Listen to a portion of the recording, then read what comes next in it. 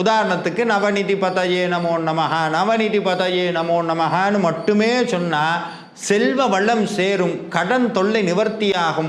அதே மாதிரி வாழ்க்கையில் இந்த பொருளாதார தடைகள் அது நிவர்த்தியாகும். அற்புதமாகிய மகா மந்திரம் இந்த குமாரஸ்தவம்.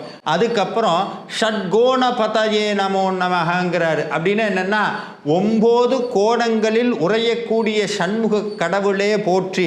நம்ம வீட்டில் 6 தீபம் ஏற்றுறோம், அந்த ஷட்கோண கோலம் போட்டு 6 தீபம் ஏற்றுறோம் பாருங்க. அப்போ இந்த மந்திரத்தை சொல்லலாம். ஓம் ஷட்கோண பதயே நமோ நமஹ, ஷட்கோண பதயே நமோ நமஹ. அவ்வளவு ஆற்றல் மிக்கிறது. அதுக்கப்புறம் ஷட்கோஷ பதயே நமோ நமஹ, அதாவது நம்மளுடைய உடம்பு அன்னமய கோஷம், பிராணமய கோஷம், விஞ்ஞானமய கோஷம்னு 5 உடல்கள் நம்ம இடத்துல இருக்கு.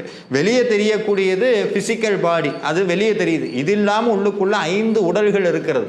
இந்த 5 உடல்களுக்கும்